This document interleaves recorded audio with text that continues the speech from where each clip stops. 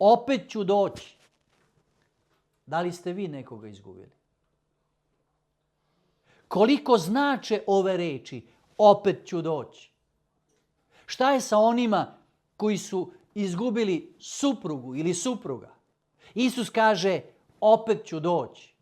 Da li je neko od vas izgubio brata ili sestru, nekoga rođaka, prijatelja? Isus kaže, opet ću doći.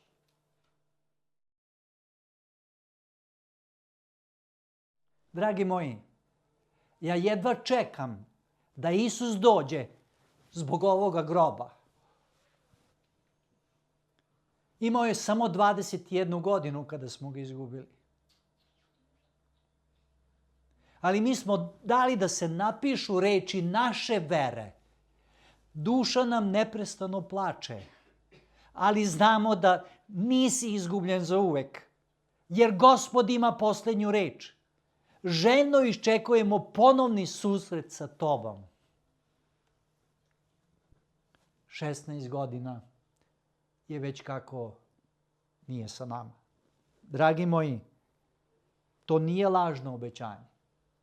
Onaj koji je rekao da će opet doći je večni, istiniti Bog.